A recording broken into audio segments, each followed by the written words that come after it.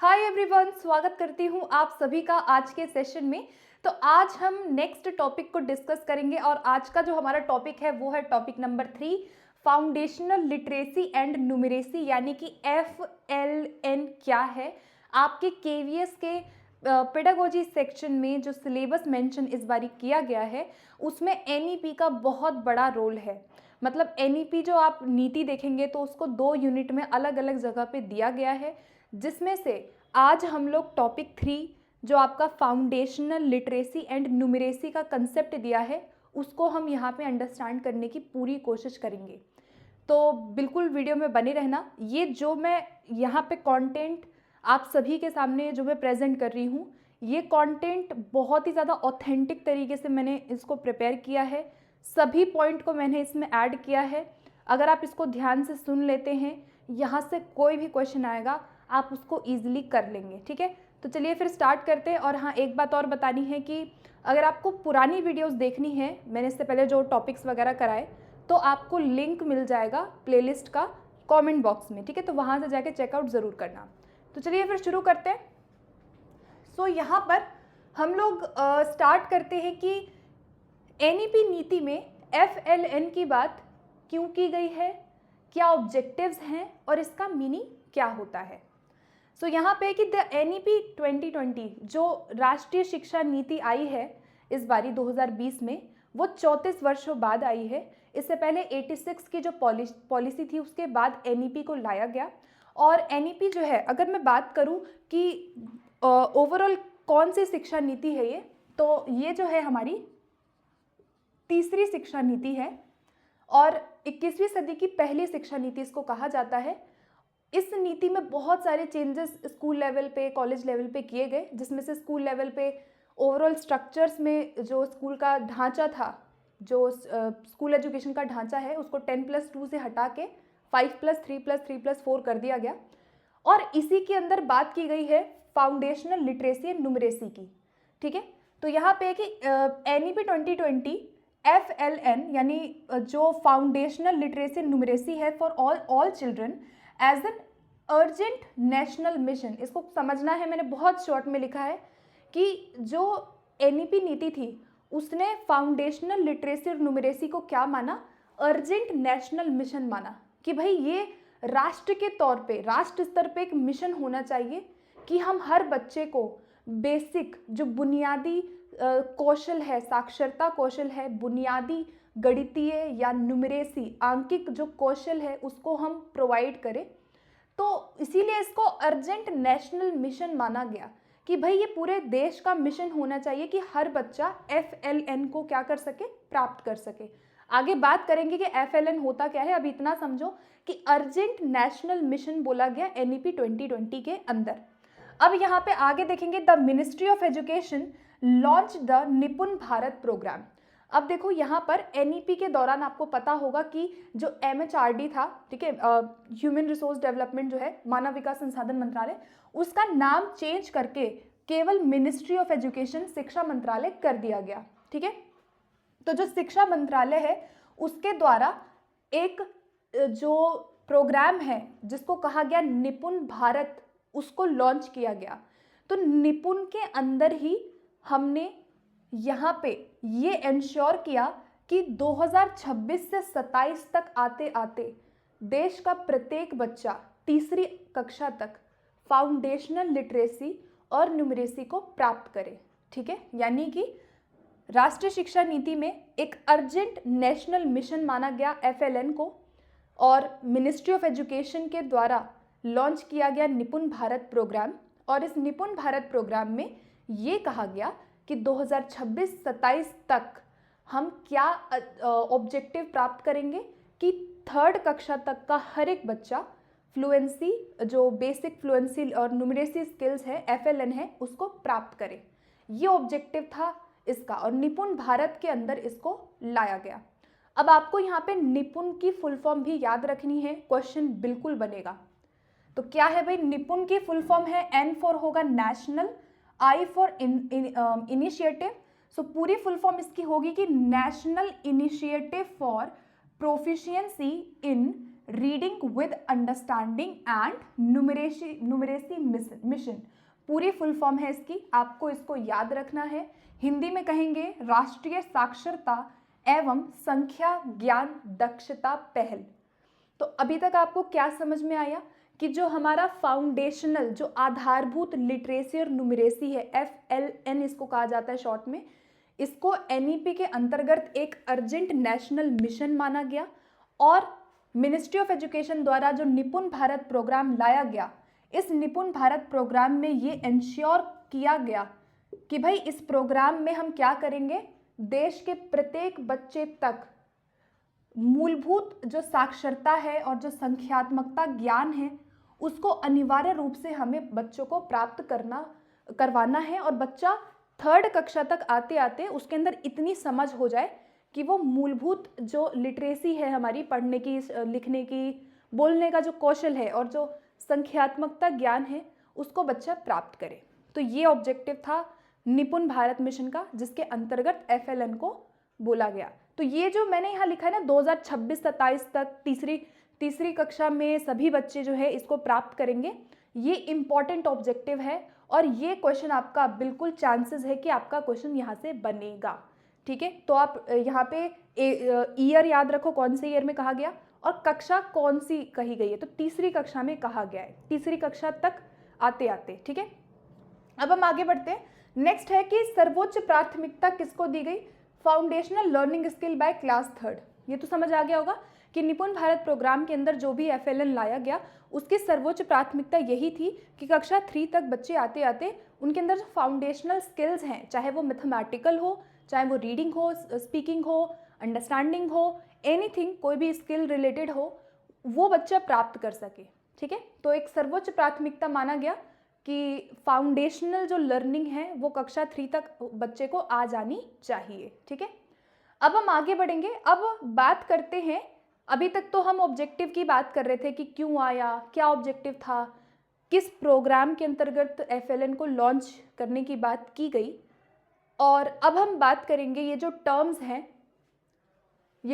है कि foundational literacy क्या होता है और न्यूमरेसी क्या होता है। जब हम न्यूमरेसी और लिटरेसी की बात करते हैं तो इसके अंतर्गत आता क्या है, हमारा ऑब्जेक्टिव क्या होगा, हम बच्चों को क्या अचीव कराएंगे कक्षा 3 तक, उन चीज़ों के बारे में अब मैं डिस्कस करूंगी।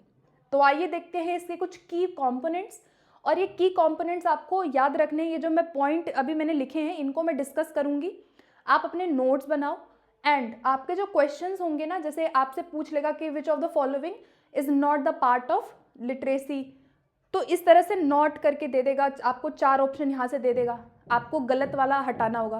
तो अगर आप इनको याद कर लेते हो तो आपके लिए आसान हो जाएगा समझना और क्वेश्चंस को करना। ठीक है, तो फर्स्ट देखो क्या है, जब भी हम बात करते हैं लिटरेसी में तो उसमें लैंग्वेज से रिलेटेड चीज़ें आ जाती है। पहला कंपोनेंट है लिटरेसी में, फाउंडेशनल लिटरेसी का मतलब क्या है, पहला कि हम बच्चों को डिकोडिंग करना तो तीसरी कक्षा तक सिखा ही देंगे। अब डिकोडिंग का मतलब होता है किसी चीज़ के अर्थ को निकालना, डिकोडिंग का मतलब है किसी भी चीज़ की पहचान करना, तो अक्षरों की पहचान करना डिकोडिंग करना कहा गया। डिकोडिंग भी कई तरह से होता है, होल टू पार्ट हो सकता है, पार्ट टू होल हो सकता है।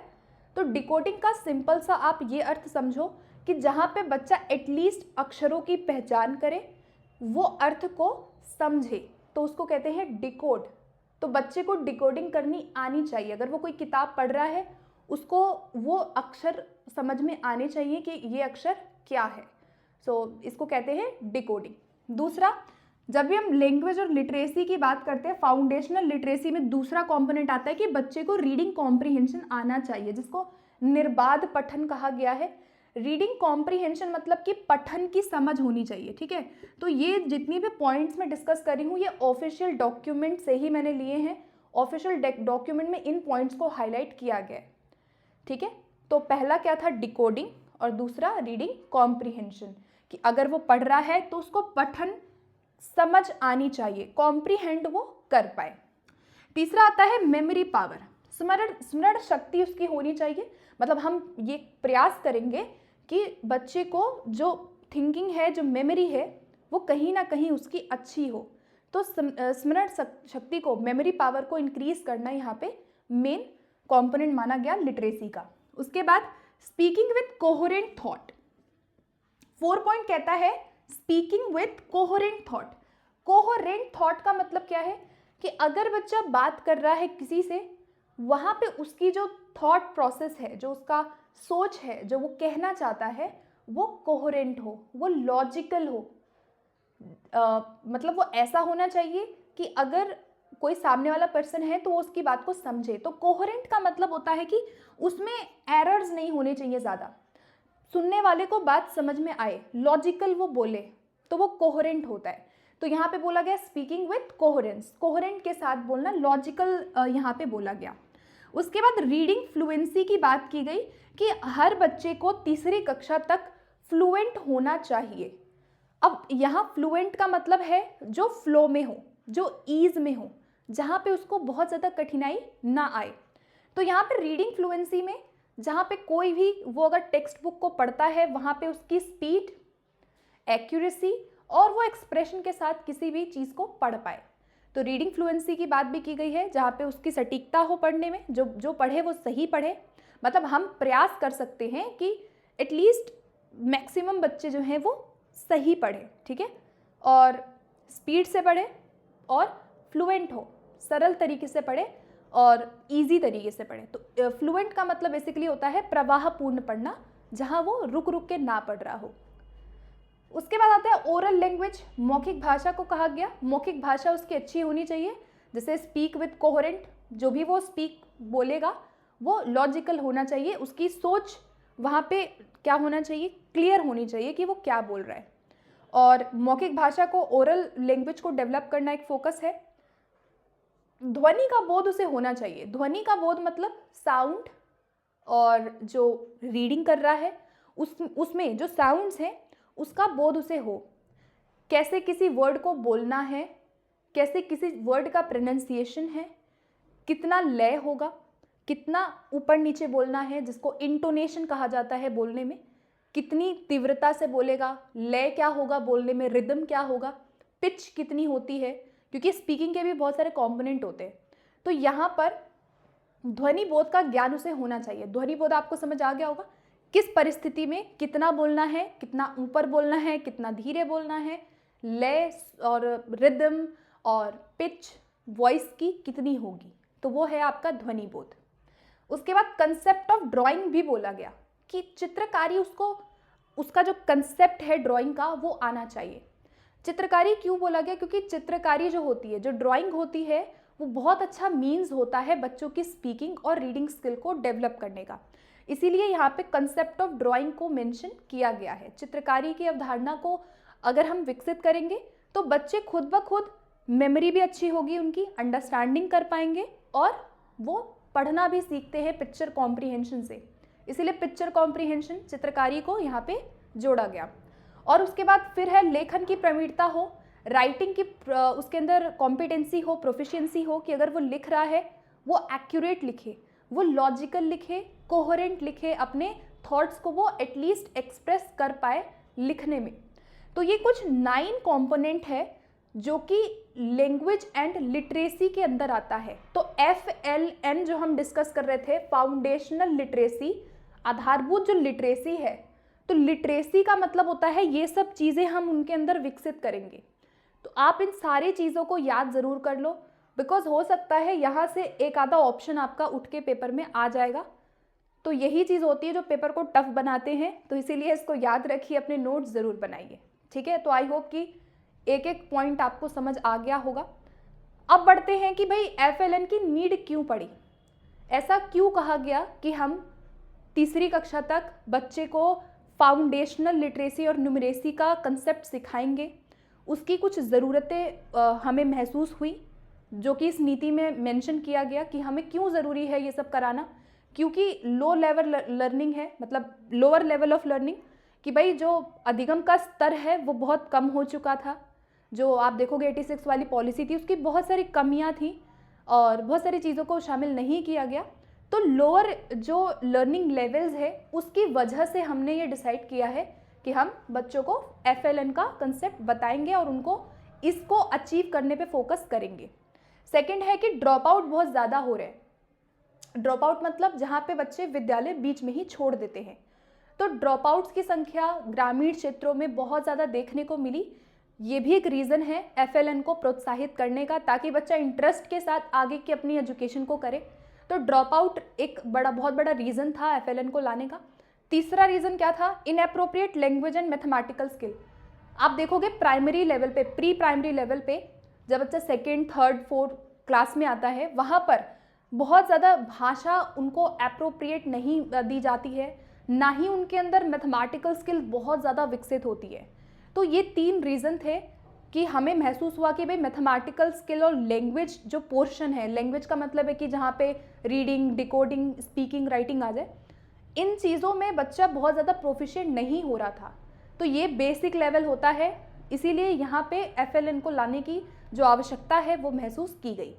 तो ये रीज़न थे FLN को लाने के। 3 रीज़न है, आपको याद रखना है।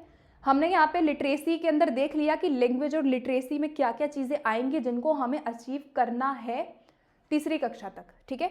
अब हम यहाँ बात करेंगे, ये जो एक और कॉम्पोनेंट यहाँ मेंशन किया गया है, न्यूमरेसी स्किल। न्यूमरेसी का मतलब होता है संख्यात्मकता कौशल, जो आपके गणित से संबंधित हो। और न्यूमरेसी में भी आपके कुछ कंपोनेंट को दिया गया, जैसे अभी हमने लैंग्वेज के कंपोनेंट देखे, लिटरेसी के देखे, ऐसे ही हम अब न्यूमरेसी के कंसेप्ट देखेंगे कि अगर हमें न्यूमरेसी को विकसित करना है तो हम क्या क्या वहाँ पे फोकस तीसरी कक्षा तक करने वाले हैं और क्या बच्चों को आना चाहिए, ठीक है। तो फर्स्ट है विजुअलाइजेशन आना चाहिए इसको। अब विजुअलाइजेशन का मतलब क्या होता है? अगर आपने सीटेट का एग्जाम भी दिया होगा, वहाँ पे ये आप बहुत सारे पॉइंट पूछे जाते हैं। तो गणित में बच्चों को दृश्यीकरण आना चाहिए। दृश्यीकरण मतलब कोई भी आकृति, आकार, इसकी समझ बच्चे को होनी चाहिए। 2D शेप क्या है, 3D शेप क्या है, वो उसके अंदर स्पेशल अंडरस्टैंडिंग होनी चाहिए। दृश्यीकरण का मतलब है कि आकृति की समझ होनी चाहिए, बच्चा किसी भी आकृति को देख के एनालिसिस कर सके। विजुअलाइजेशन गणित में बहुत ज़रूरी है, क्योंकि गणित क्या है? अमूर्त है। गणित मूर्त नहीं होता, गणित अमूर्त है। सारी अवधारणाएं अमूर्त होती है गणित में, एब्स्ट्रैक्ट होता है गणित।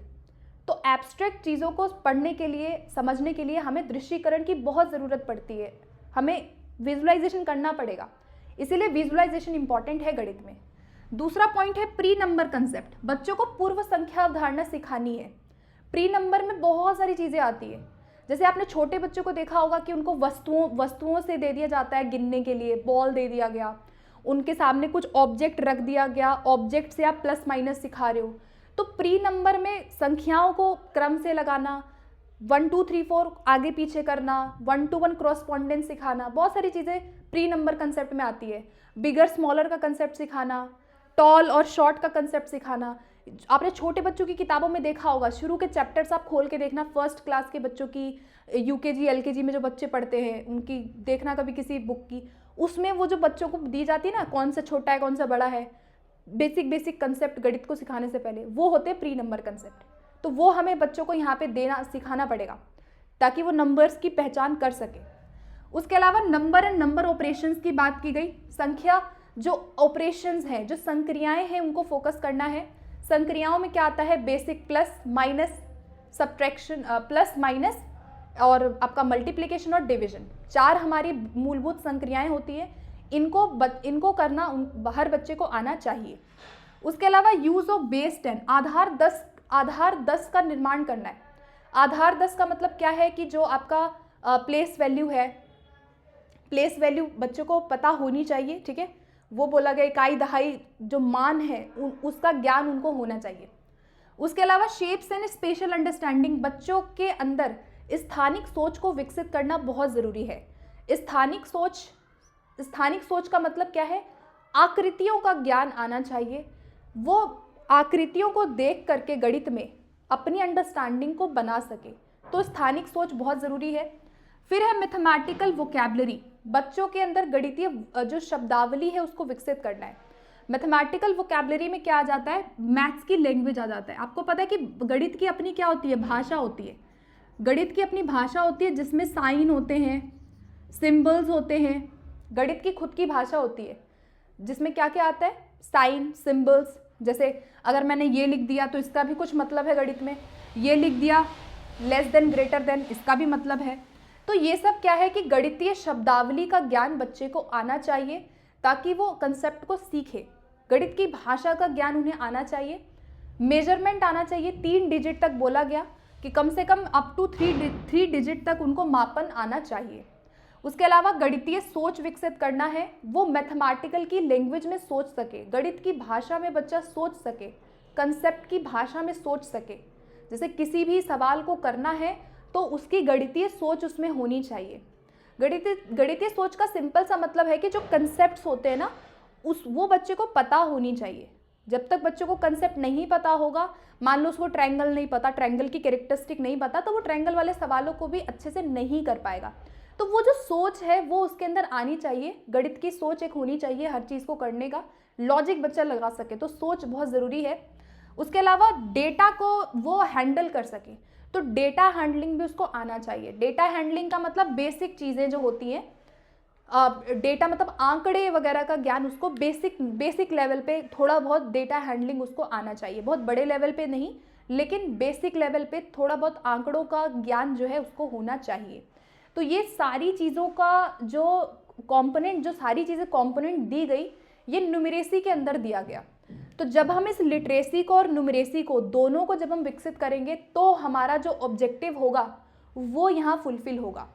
ठीक है, अब हम देखेंगे कि यहाँ पे एक अप्रोच मैंने लिखी है, ELPS अप्रोच। ऐसे ही इसको याद रखना।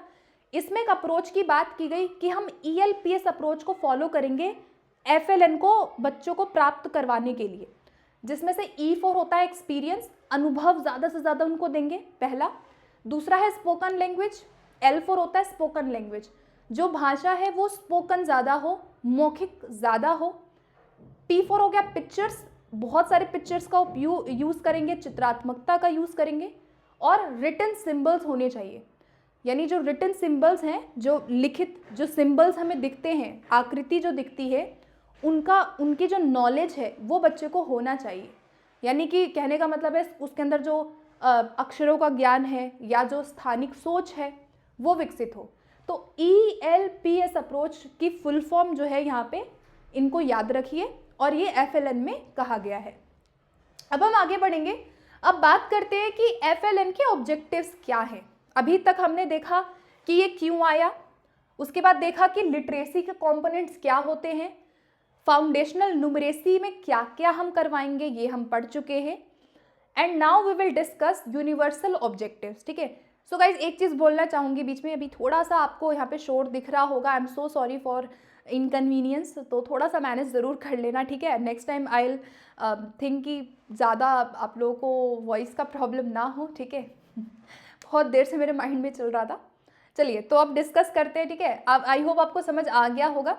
नेक्स्ट आते हैं यूनिवर्सल FLN के ऑब्जेक्टिव्स क्या होते हैं, मतलब इनके उद्देश्य क्या है। अभी तक उद्देश्य आपको फिर भी पता चल गया होगा, अब आप खुद भी सोचोगे कि क्या ऑब्जेक्टिव होंगे। यही तो हमारे ऑब्जेक्टिव्स है कि भाई इनको बच्चों को प्राप्त करवाना है, ये सब उनको सिखाना है। ठीक है, फिर भी देख लेते हैं एज अ रिविजन। पहला, मीनिंगफुल रीडिंग होना चाहिए, उसको पठन आना चाहिए, मीनिंगफुल अर्थपूर्ण तरीके से वो पठन कर पाए कक्षा 3 तक, जो हम डिस्कस कर चुके हैं। प्लेवे मेथड और एक्सपीरियंशियल लर्निंग से उनको हम सिखाएंगे, ये भी हम डिस्कस कर चुके हैं। ज़्यादा से ज़्यादा प्ले बेस्ड एक्टिविटीज़ हम करवाएंगे। टू इंश्योर इंक्लूसिव एजुकेशन, यहाँ पे जो हमारी इंक्लूसिव एजुकेशन है उसको यहाँ फोकस किया गया। ठीक है, कि हम बच्चों को जो इंक्लूसिव एजुकेशन है, समावेशी शिक्षा है, उससे हम उनको इंश्योर करेंगे कि हर बच्चा समावेशी तरीके से सीखे। उसके अलावा assessment for learning, as learning, of learning, तीनों का इंटीग्रेशन लर्निंग में होना चाहिए। तो ये बेसिक ऑब्जेक्टिव्स हैं, लेकिन आपको याद रखना है। ठीक है, कि भाई असेसमेंट को इंश्योर करना बहुत ज़रूरी है। आकलन पूरी प्रक्रिया में होनी चाहिए, चाहे वो एज लर्निंग हो, ऑफ लर्निंग हो, इन लर्निंग हो या फॉर लर्निंग हो। फिर इंटीग्रेशन होना चाहिए। FLN का इंटीग्रेशन बोला, ये इंपॉर्टेंट ऑब्जेक्टिव है कि भाई इंटीग्रेशन होना चाहिए, एकीकरण होना चाहिए, किसका? FLN का। यानी कि अगर मान लो आप गणित सिखा रहे हो तो आप भाषा भी तो यूज़ कर सकते हो ना, इंटीग्रेशन आपने सबने पढ़ा है कि भाई अगर आप गणित में कुछ सिखा रहे हो, जैसे मान लो मैं यहाँ पे प्री नंबर कंसेप्ट सिखा रही हूँ तो उसमें कुछ रीडिंग का भी आएगा। अगर मान लो मैं बच्चों को यहाँ पे मेजरमेंट सिखा रही हूँ, राइटिंग का कुछ आएगा। या फिर मैं उनको गणितीय सोच विकसित करवा रही हूँ, या मैं उनको शेप्स वगैरह सिखा रही हूँ, उसमें भी तो कुछ ना कुछ वो भाषा को यूज़ कर पाएगा ना, इधर की चीज़ें इधर कर पाएगा। यानी कि इन दोनों को मिक्स करके आप सिखाओगे, जो कि आमतौर पे सिखाया जाता है। इंटीग्रेशन अगर आपने पढ़ा है तो भाषा में कितनी सारी चीज़ें बच्चा गणित की सीख लेता है, गणित में भी भाषा यूज़ होती है। तो इंटीग्रेशन करना FLN का एक इम्पॉर्टेंट ऑब्जेक्टिव माना गया। उसके अलावा यहाँ पे है engage all stakeholders, teachers, parents, students and community. यानी कि विद्यालय में सभी स्टेक होल्डर को आप इंश्योर करेंगे कि बच्चे की जो लर्निंग प्रोसेस चल रही है, जो फ्लुएंसी जो फाउंडेशनल लिटरेसी न्यूमरेसी है, इसमें parents, students, teachers, principal, administrators, जितने भी लोग हैं जुड़े हुए, उन सबको हमें एक साथ लेके चलना है। तो इंश्योर करना है कि सभी की भागीदारी अपनी अपनी जगह पर होनी चाहिए। उसके अलावा to enable learners to become independent in learning, बच्चा अपनी लर्निंग के लिए क्या हो, इंडिपेंडेंट हो, स्वतंत्र हो और वो खुद से ही सीखे। तो बच्चा इंडिपेंडेंट होना चाहिए, ये एक उद्देश्य था कि खुद से लर्निंग को करे, डिस्कवरी करके वो सीखे, एक्सपीरियंशियल लर्निंग से सीखे, ये बोला गया। और लास्ट में लिखा है कि outside experience plus inside experience. इसका मतलब क्या बोला गया कि एक बच्चा विद्यालय में जो चीज़ें, जो अनुभव ग्रहण कर रहा है, वो विद्यालय के बाहर भी करे।